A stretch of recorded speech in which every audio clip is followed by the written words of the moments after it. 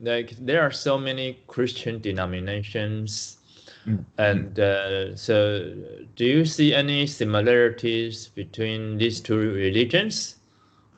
That is a really good question, and actually one that my history teacher in high school had talked about. And he had said that so obviously Christianity is older than Islam, Oh, and if we're using a timeline, and it's kind of difficult to explain, but if we're using a timeline between when Christianity started and then when the Crusades happened, when the Crusades were sent out off, um, and the Crusades were very, very violent, and they were mean oh, towards many groups. You know, you would have a lot of violence and killings. The Crusades would kill other people, and then you look at Islam and their beginnings, and then recently you have some violence going on in the Middle East because of these religions, similar to that of the Crusades. That is because right now, but on a timeline, Islam is going through its like Crusades period, where it's oh. trying to their violence is occurring. And there's kind of a split happening, and that split happens in all of these religions, but it's kind of interesting to see how that correlates. The fact that Yeah. that this is kind of the crusade period for Islam and the crusade. Mm. So, and it's again difficult to explain, but Yeah, yeah. yeah, But it's the first time I heard about Crusade period in Islam. yes. And that's new to me. Mhm. And so I think you told me before, but we guys in the East have not a clear idea of how Christianity Mhm. is divided. Mhm. So, Mhm. what denomination do you belong to? Yes, and that is something that I'm currently kind of in the process of figuring out. I was born and raised Catholic, and I still consider myself to be Roman Catholic. So that's where I am right now. And it is definitely going back to more of the traditional Christian churches, the Catholicism and Eastern Orthodox and Orthodoxy. And but I mean, gosh, here in America, even in St. Louis, where I live, there are so many different churches, Christian churches. You have a lot of Baptist churches, a ton of Catholic churches. St. Louis is very Catholic. And then you also have a lot of like non-denominational churches that don't believe in all these different denominations. So they just say, we're going to preach the Bible and what Jesus had said. So that's And so when you were very young, as a baby, you were baptized I was because baptized as a baby. Yes. wow. So And yeah. so one sect said they would not baptize babies. That's very interesting. Mhm. And baptism, Mhm. the, Oh, the, say that one more time. I'm sorry. yeah, this one denomination Mhm. which says they would not baptize babies. Yeah, Oh, yeah. So those are called the Anabaptists.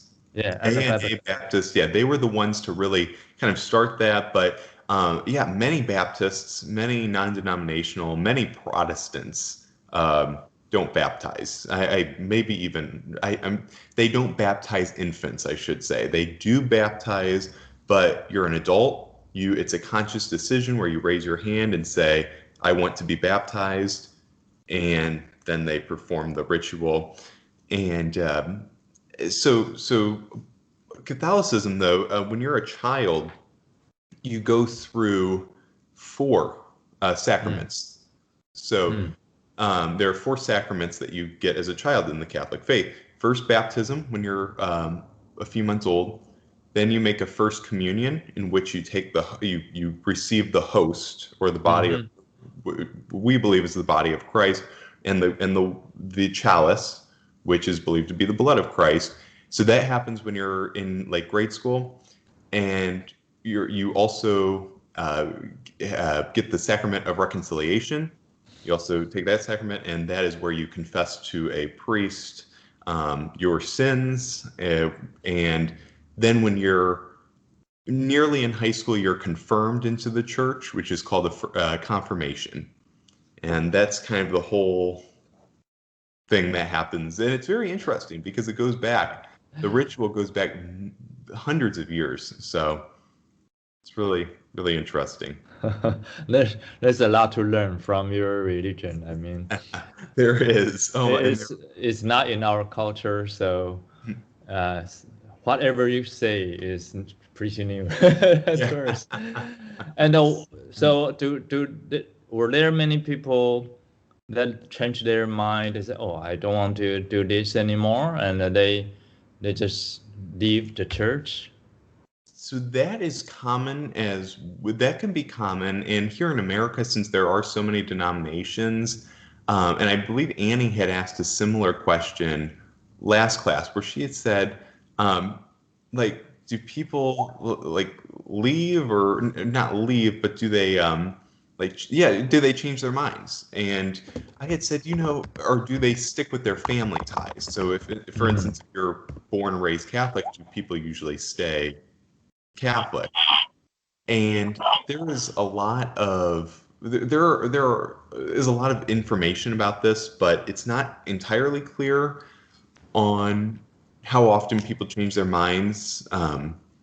But I know that here in America, at least, a lot of religions are like reaching out to you and saying, "Hey, do you want to be part of this or of our religion or our denomination?" I should say. But yeah, kind of interesting. Okay, I will let you start today's lecture. I'll ask you questions later. Yes. Sounds good. Please, yeah. If you have any more questions, just please don't hesitate to let me know. I'm just opening the files for today, and let us begin class. I will share my screen. And this is the worksheet for today, and here is our lecture. So Unit 4 is going to be over the age of exploration, and as the kind of the description that I came up with was the old world and new world collide through curiosity, innovation, and exploration. And this is going to be the age of exploration taking place primarily during the 16th and 17th centuries. There's going to be just a lot of obviously innovation here, and definitely a collision between the Americas and Europe primarily. So does anybody have any questions before we get started? If not, let's get into it. So let me first ask you a question that many people during the 15th century would ask themselves, and that is, would you sail into the unknown?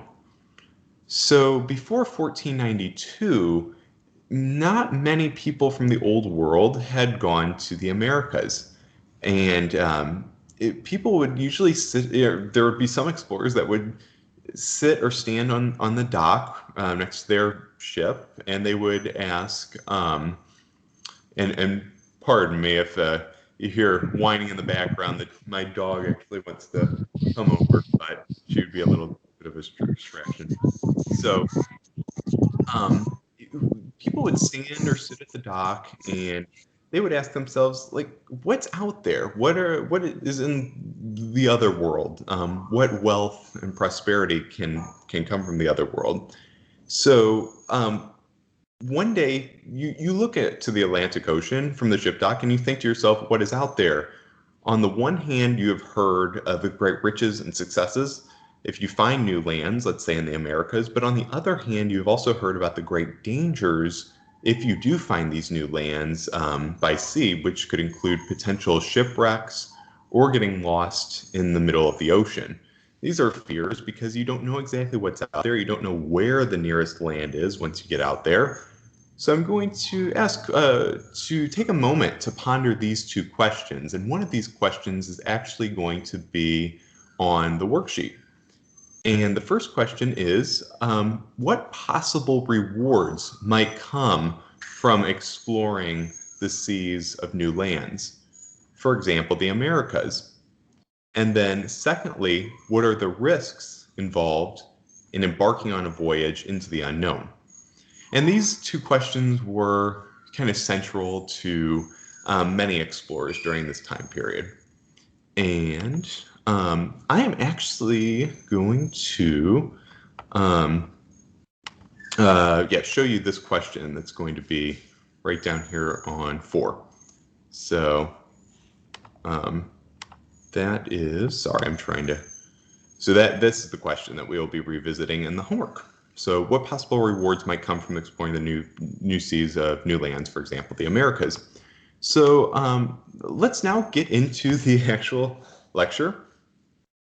So let's look at the exploration of the Atlantic world, which took place from roughly 1492 to 1800. And this exploration helped make the Americas one of the most prosperous land masses in the world. So to start, during the 15th century, the 1400s, competition for wealth in Asia among European nations was fierce. Again, many of these, if you remember from a couple of classes ago, many of these Europeans were trying to get into the spice trade in Europe and in Southeastern Asia, where these spices were prosperous. They're trying to find these sea routes over there. And really they were saying, it was kind of like creating the first computer. You know, you think, if I'm the first one to do it, then I'm going to make a lot of money and become just very wealthy and powerful. And that was kind of similar mindset to these explorers. They were saying, well, if I could represent Spain or Portugal or England and find a trade route to Asia, I could become very wealthy myself, make my country very wealthy, and become very prosperous. So the competition to find this trade route to Asia, was prompted by a sea captain named Christopher Columbus, who was actually an Italian, but he would represent Spain. And to Columbus, this would be a daring voyage from Spain to the Americas in 1492. As the popular cliche goes, Columbus sailed the ocean blue in 1492. Has kind of a rhyme to it. And he did, in fact, he was the first European in a very long time to head to the Americas intentionally. But he did it on accident. He was actually trying to reach Asia for this trade route, but he would run into this massive landmass of the Americas. So instead of sailing south around Africa and then east to find this trading route, Columbus sailed west across the Atlantic Ocean in search of an alternative trade route to Asia and its riches. But Columbus would actually never reach Asia.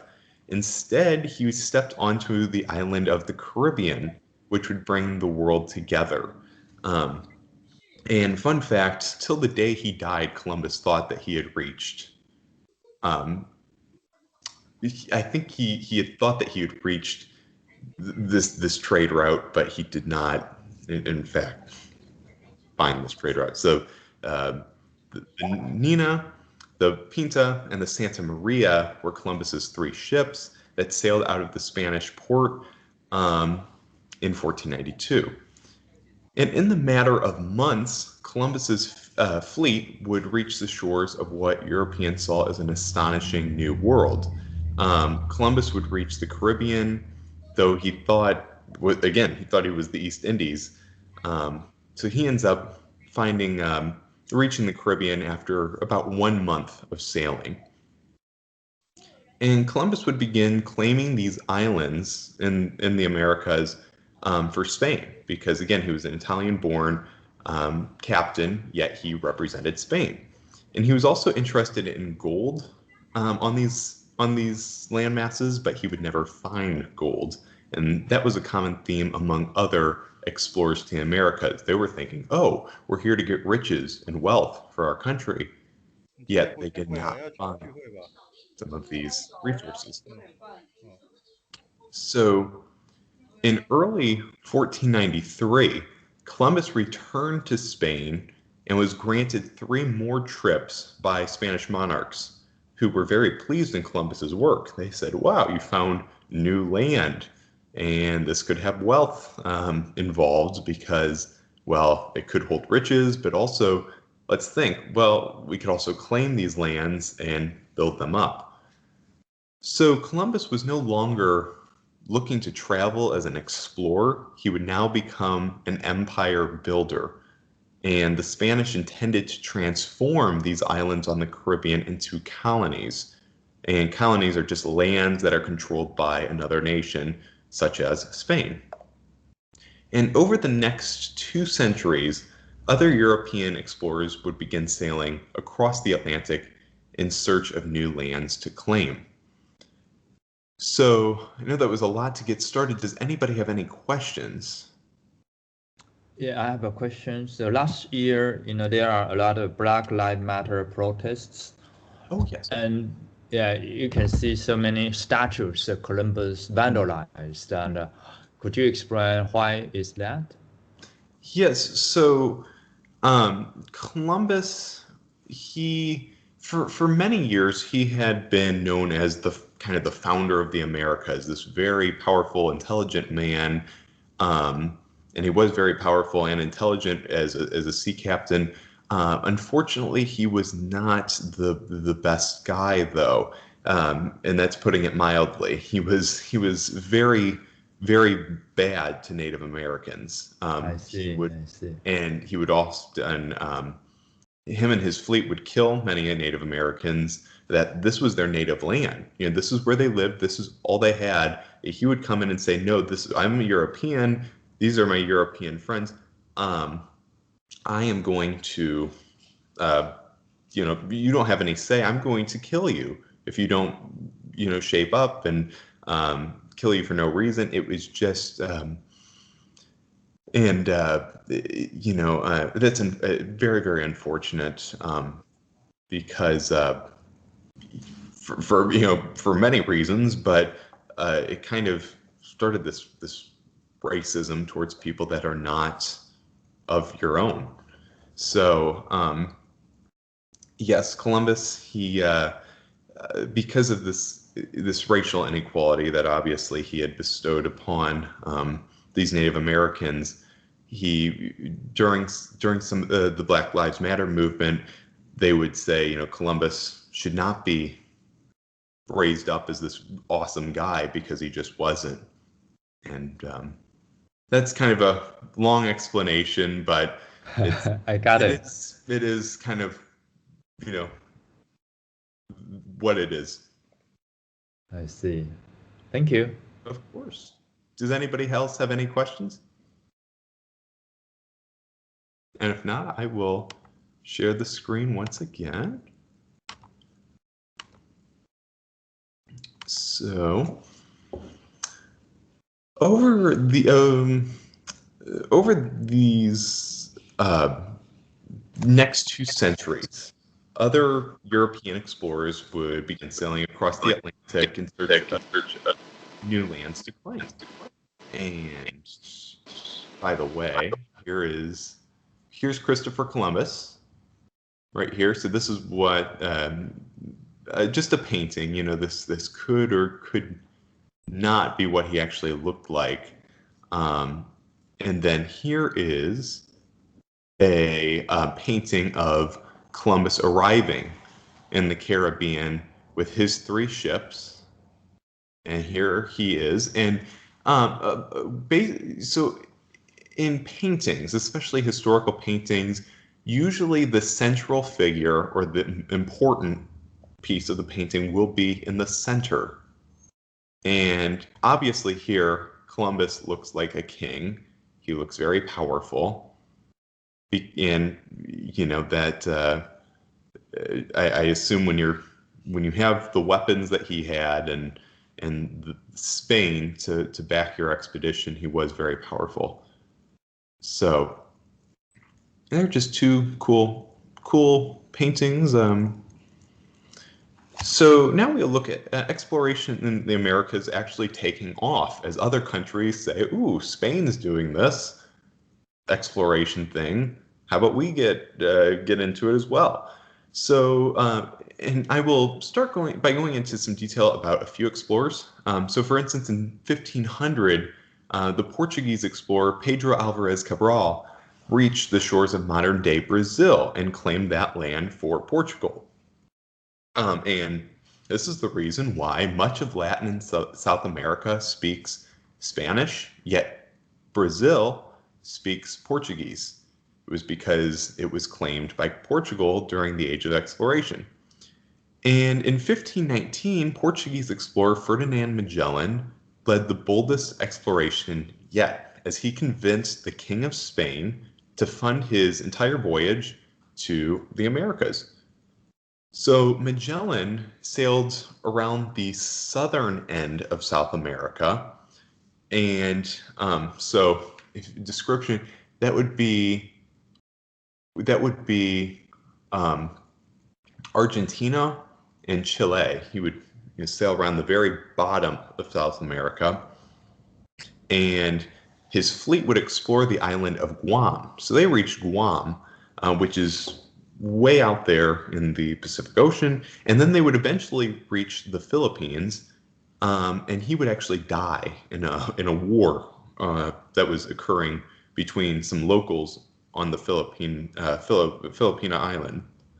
And so Magellan's fleet would become the first people collectively to circumnavigate or sail around the world. So they're going from Portugal all the way, and let's see if I can find a map. So here's Magellan. Okay, it's not long. Sorry, it's not. Here we go.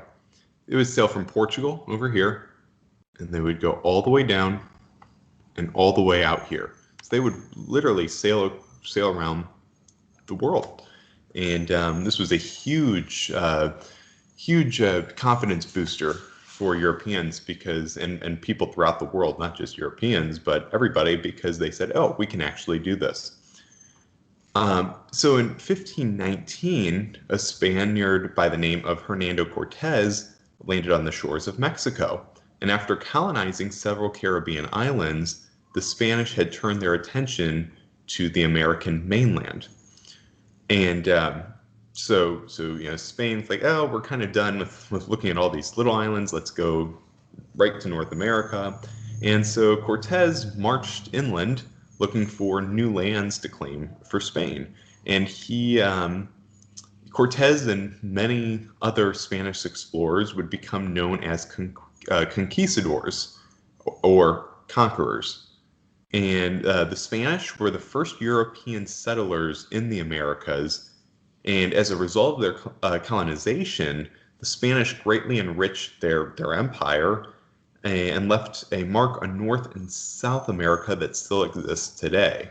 And Spain reached them first, and they exerted their dominance. That is again why almost every country in Latin and South America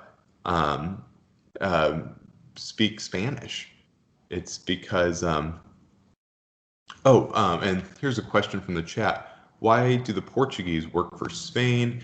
The Portuguese did not work for Spain.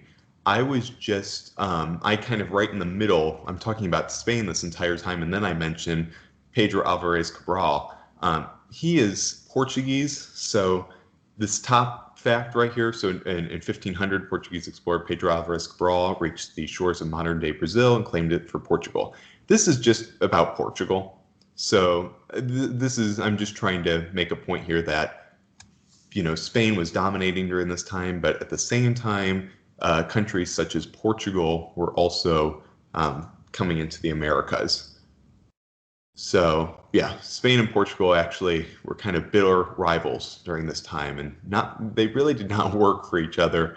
And again, they were rivals. They wanted to claim as many lands as they could.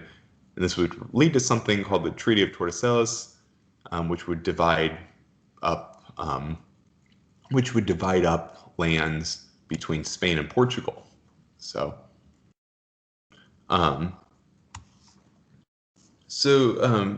soon after landing in Mexico, though, Cortez, the Spaniard, he learned of this vast and wealthy empire, which we discussed in the first class, known as the Aztec Empire, in the center of the country of Mexico.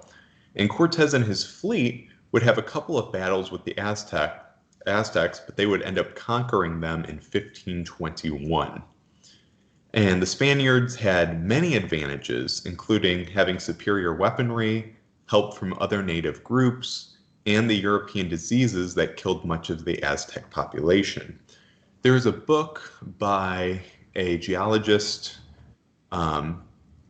at UCLA named Jared Diamond, and he actually talked in a book called Guns, Germs, and Steel about how these European explorers came to dominate the Americas and unfortunately kill off many of these Native Americans, and Native Americans, but also the Aztecs, Incas, and Mayas, not Mayas, Aztecs and Incas primarily. And it was pretty much through three factors, and that's guns. They had superior weaponry to these natives. Germs. Europeans brought diseases, which actually these diseases would kill most of. Exactly, that is a disaster to the Aztecs. These diseases would kill them, and then also just innovation through steel. Europeans and the rest of the old world had developed these boats that were just crazy large and that had so much power, and these tools that had all this power. So let me see. So I see something in the chat. So let me see what that is. Before colonization began, what languages did the America people speak? So these natives spoke, yes, they did not speak any languages that were from the old world. They spoke their own languages, and many had different forms of language. So it was just their own traditional languages, their own native languages that they spoke during this time. So they obviously did not know Spanish or English or Chinese, because they had not come in contact with any people from the old world. So Francisco Pizarro and his troops would also march into South America and ambush the Incas after capturing their capital of Cusco in 1533. These Spanish explorers would conquer the Maya as well, so I was wrong when I said they did not conquer. They actually did conquer the Maya as well. And by the 16th century, the 1500s, they had created an empire. The Spanish had created an empire that included Mexico, parts of Guatemala, and many other lands in Central and South America and the Caribbean. So Spain's American colonies helped make it the richest, most powerful nation in the world during much of the 1500s. And this, for obvious reasons. I mean, you get just a major advantage by conquering all of this territory, all of this land, seeking its riches. You're basically just creating little states, or even big states, for your country that could bring your country so much more power. So Spain became the most powerful nation in the world during the 1500s. They would not hold that title for very long, though. Ships would be filled with treasures from the Americas, and these treasures would continuously flow into Spanish harbors. This newfound wealth, though, helped usher a golden age of art and culture in Spain. And to protect these treasure-filled ships from the Americas, Spain would end up building up a powerful navy and strengthening its other military forces, creating a skillful and determined army. And so in 1513, another Spanish explorer named Juan Ponce de Leon landed on the coast of modern-day Florida and claimed it for Spain. This was quite momentous because this was the first time that somebody had claimed part of modern-day America during the period of colonialization.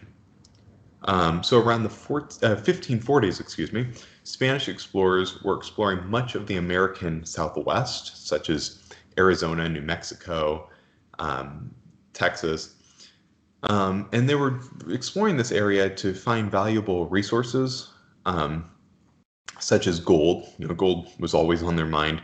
So they assigned, but they didn't find much, so they would end up assigning priests to explore and colonize the future United States. And these Spanish priests worked to spread Christianity in the Americas, and they also pushed for a better treatment of Native Americans. But this harsh colonialization by the Spanish would become criticized by Spanish priests and the natives themselves. So Spain's own people were saying, you guys are killing these Native Americans, and it's terrible, and which it was terrible, and that was not only coming from the natives, but also from the Spanish citizens themselves. And by the end of the 1600s, the rulers of Spain had far greater concerns as other European nations would begin establishing their own colonies in the Americas. And here are some of the Spanish explorations. You had Columbus, obviously, and he had a total of 4 trips to the Americas. You had Balboa. I don't know much about him. Cortez, who we had talked about. Pizarro, Ponce de Leon, De Soto, Coronado, and Vespucci. So these were the primary Spanish explorers who helped conquer many territories for Spain. Does anybody have any questions?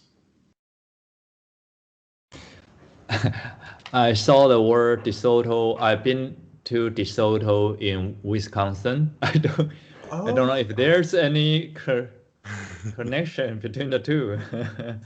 Maybe the town is named after him. Let me see about that. De Soto, yeah. There's a school named De Soto High School. Yeah, I've been to that area. Yeah, De Soto in Wisconsin. Let me see if I can find any history about that real quick. Don't have to do it now. Don't have to do it. I'm just curious.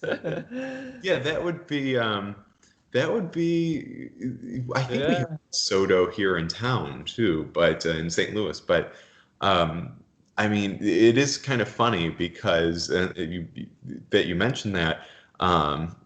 There are some of these explorers are named after towns and streets, and even Columbus. I think that Washington D.C. District of Columbia, I think, and also Ohio, Columbus, Ohio. Yes, that's actually one of the major cities. Major city. My father grew up near Columbus, so he and Steven Spielberg, the movie director, are from Columbus, but yeah, it is really kind of funny that we, and obviously we have to name them. We have to name them willingly. If the person was bad or a murderer, we probably should not name. Yes, I got what you mean. So, does anybody else have any questions? And if not, I will go ahead and share the screen once again. So yes, other European countries begin to explore as well. And this is where Spain would no longer become the most prosperous nation in the world. So, to name three primary countries that began exploring the Americas included England, France, and the Netherlands, and they became interested in obtaining their own valuable colonies.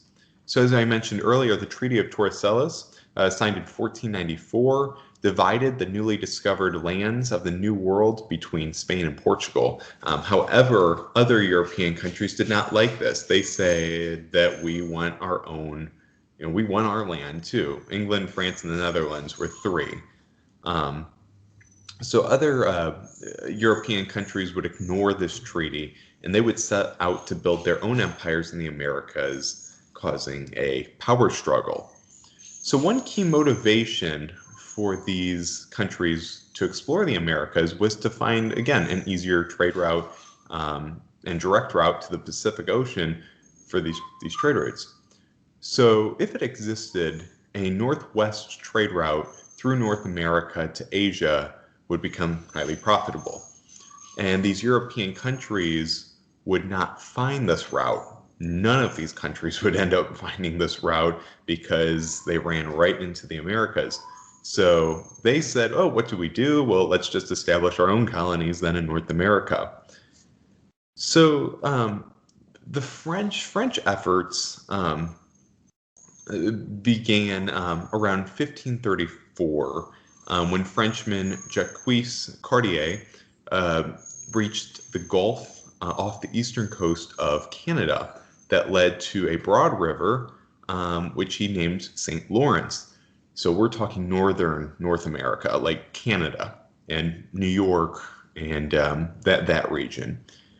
And he would follow this river inward until he reached a large island dominated by a mountain, which he named Mount Royal or Mount Royal. And this large island with the mountain, Mount Royal, would become known as Montreal. And in 1608, another French explorer by the name of Samuel de Champlain, he would sail up St. Lawrence and found Quebec, which became the base of France's colonial empire in North America, and it would become known as New France, which was primarily in Canada and modern-day Canada. And then between in the 1670s and 1680s, French explorers Jacques Marquette, Louis Jolliet, and others would also explore the Great Lakes and Mississippi River. And so I have his name up here, but I have a hard time saying it. Sieur de la Salle, he would claim the entire river valley of the Mississippi River for France, and he named it Louisiana in order to honor the French king Louis XIV. So this is where Louisiana gets its name, and where St. Louis gets its name. And if you do not know, Louisiana is very French for this reason, because it gets its roots from New France and these French explorers. So the French had created this immense empire in North America, but they weren't interested in exactly occupying these territories, but they rather wanted to make money off of these territories. So now let's talk about the English in North America. So the explorations of the Spanish and French inspired the English, who would end up settling in Jamestown in 1607. So somebody in the chat asks, so at the time there was not any rule to govern the international orders. And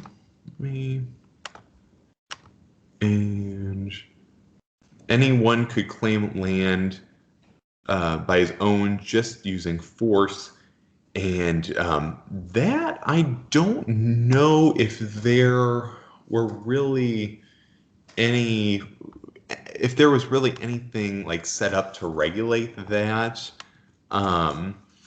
Again, the Treaty of Tordesillas would divide lands between Portugal and Spain and would kind of have it in writing and be real official.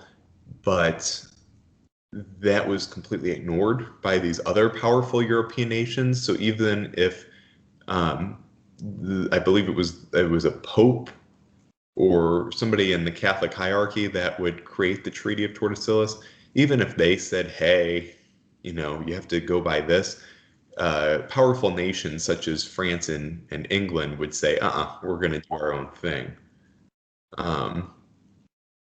So the ideal was really different from Eastern empires.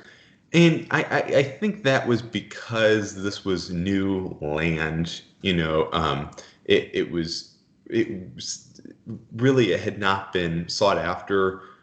It wasn't even sought after when the Age of Exploration was taking place in the beginning, at least. They were just looking for this route to Asia. They weren't looking to bump into all these islands, but it just one thing followed after another, and people started becoming greedy and taking lands. And we will learn in a little bit, in a few minutes, about what happens when somebody claims land and then another country says, no, we're going to take your land. So, and this was between the English and the French. So the English in North America got started in the early 1600s when a company of London or English investors, they received a charter from King James at the time to find a colony in North America. So in 1607, they ended up reaching the coast of Virginia and claimed the land as their own, naming the settlement Jamestown after their king, King James. So the English had a disappointing start in Jamestown, as they were more interested in finding gold than in planting crops. So their priorities were kind of mixed up, and 7 out of 10 people at the Jamestown settlement ended up dying of hunger, disease, or battles with the Native Americans. And the colonists would eventually get a foothold in this land, in the new land, and Jamestown would become England's first permanent settlement in North America. So in 1620, a group known as the Pilgrims founded a second English colony, Plymouth in Massachusetts. And they were persecuted for their religious beliefs in England, so they fled for the Americas in hopes of religious freedom. And 10 years later, a group known as the Puritans also sought religious freedom from England's Anglican Church. So the Puritans and the Pilgrims were different. They had a few differences. The Pilgrims wanted to completely kind of reform their religion. They did not want to be part of the Church of England or the Anglican Church at all, whereas the Puritans just wanted to basically reform parts of the Anglican Church. And 10 years later, this group, they would establish their colony at Massachusetts Bay. And then the Dutch would also explore North America. And in 1609, Henry Hudson, an Englishman in service of the Netherlands, sailed west. And he was also searching for a northwest sea route to Asia. And so, again, a common theme between all of these explorers is that they were trying to find this sea route to Asia, and instead they bumped into the Americas. So Henry Hudson, he did not end up finding this route, but instead he founded 3 waterways: the Hudson Bay, the Hudson River, and the Hudson Strait. And the Dutch would claim the region along these waterways and established a fur trade with the Iroquois Indians and built trading posts along the Hudson River and on Manhattan Island. And these Dutch merchants would form the Dutch West India Company, and they would be granted permissions to colonize the region and expand its rule. So the Dutch, to kind of recap, so So you had the French that were claiming a lot of Canada, or Canada, some parts of Canada, I should say, and the Mississippi River, along the Mississippi River, so throughout like Western United States, whereas the English were claiming some of those southern and eastern current states currently in the United States. They weren't states, obviously, at the time. And then the Dutch were claiming northeastern countries. So that's why Hudson River was named after. Yes, so Hudson River is named after Henry Hudson, the English-born Dutch sailor. So during the 1600s, the nations of Europe would also colonize the Caribbean.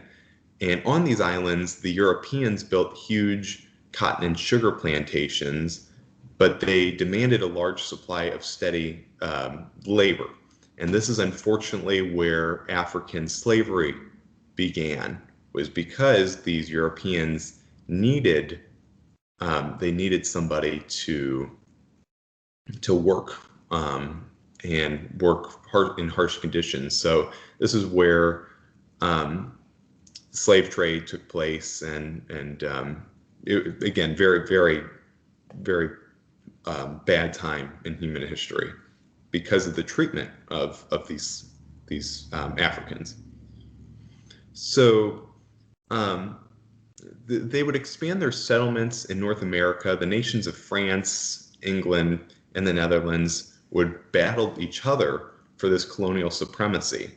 And to the English, New Netherland separated their northern and their southern colonies. So England says, we have northern colonies, we have southern colonies, and now we have a country that's blocking that the middle for us. So in 1664, English king at the time, Charles II, granted his brother, the Duke of York, and pardon the background, permission to drive out the Dutch. So literally, England says, we're going to drive the Dutch out of their own territory so we can take it. And when the English arrived in New Netherland, the Dutch surrendered without firing a shot, and the English renamed this area New York. So that's kind of the background story of how New York was named. And so if that had not transpired, we would probably have New Netherland today. So with the Dutch gone, the English colonized the east coast of Africa, and the English would soon become hungry for even more land. And hold on just a second, if you do not mind, sir. I'm going to keep going, but I'm just going to have some background noise here in a second, so I may have to mute myself briefly. And as these colonies expanded, France and English would begin France and England, they would begin interfering with one another. So the English, again, were fed up because of this. They're saying, we want our land, we're going to get our land. And in 1754, a dispute over land claims would lead to the French and Indian War. And hold on just a second. Okay, sorry the background noise.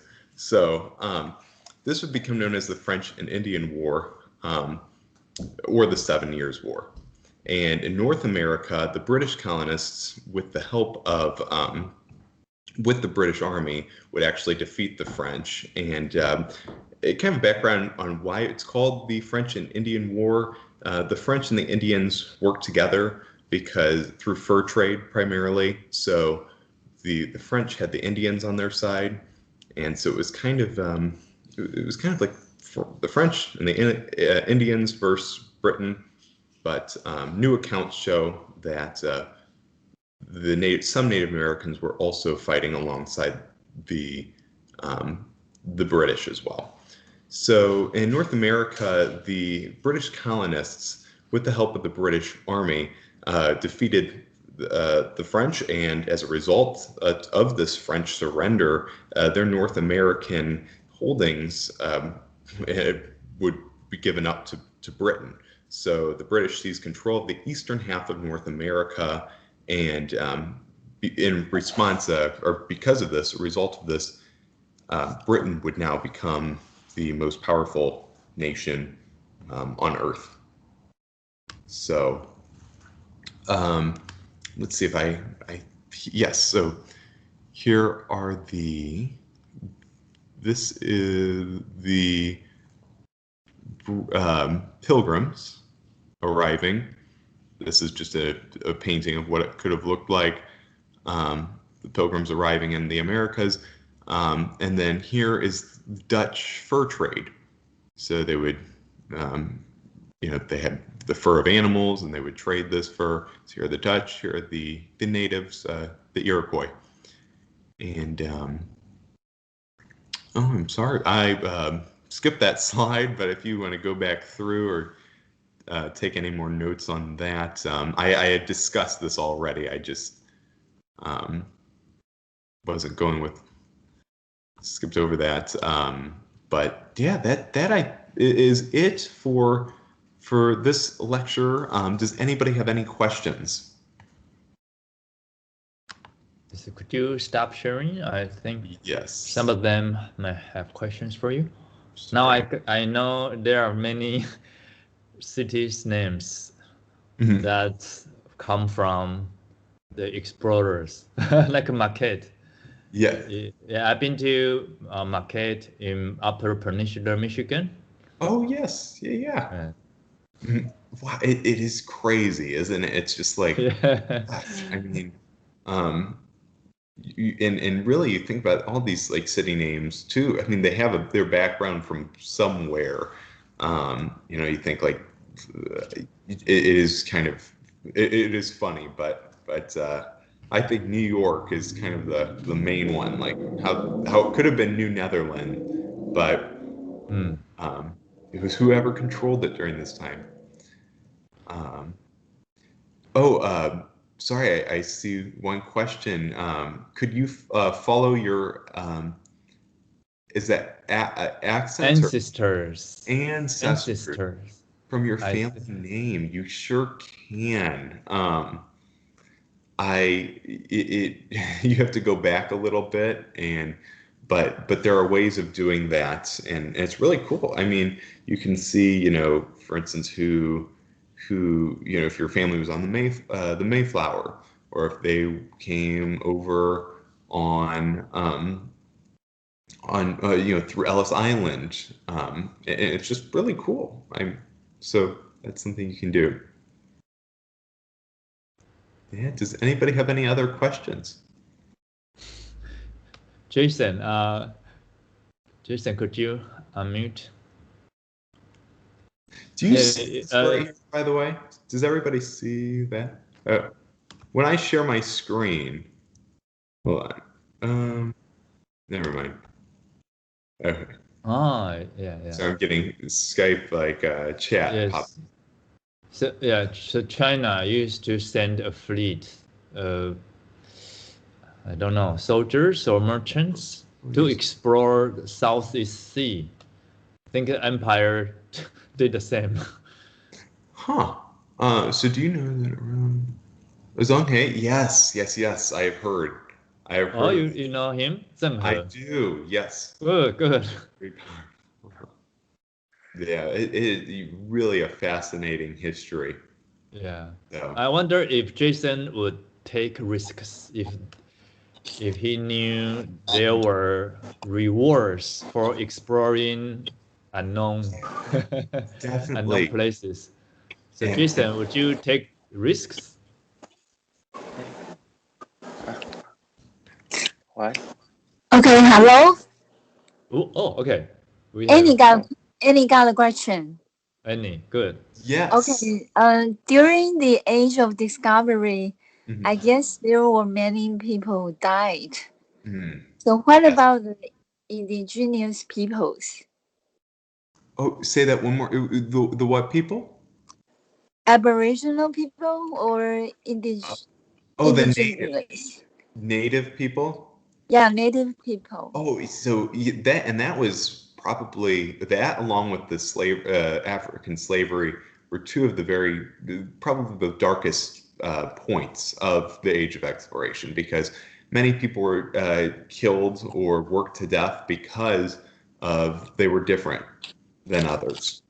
And so a lot of people died during this time, but it was primarily natives and these African slaves. Okay, thank you. Of course. And does anybody else have any questions?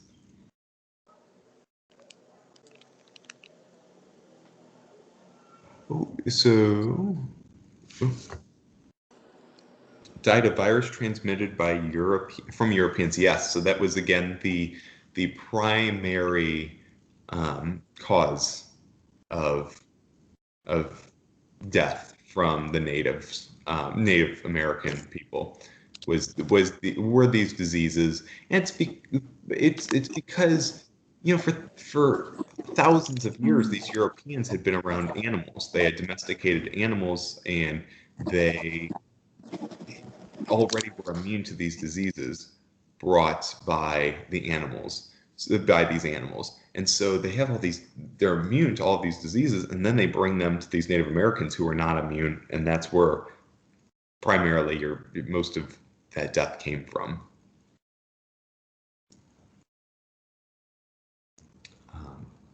Yeah, but anybody else? Any questions at all? Yeah, I hope they can do their homework. I mean, you have a worksheet, and yeah, if they can answer these questions, this time I'm going to print it out and just write something on it. Sounds good. Or any way you would like to yeah. And good. Thank you so much for preparing this, and also your time explaining to us. And so what is the topic for next week? Yes, so the topic for next week, we'll be looking at American, so the British colonization into the Americas, and then how these colonies were formed, and some of the negative effects that were brought about, and why from the English to these colonists, which led to revolution. Now I understand you want to explain American history in the context of world history. Now I understand. Right. And now this is where we're getting. It took a little bit, but now we have successfully. We're here. Yes. Yeah. Thank you so much. Oh my gosh. Okay, I think that's the time we have for today. Thank you so much, Henry. Thank you all very much. You have a great rest of your weekend, or I should say, a great week coming up. Okay. Good night. Good night. Bye, guys. Thank you. Bye bye. Thank you, Henry. Thank you, Henry.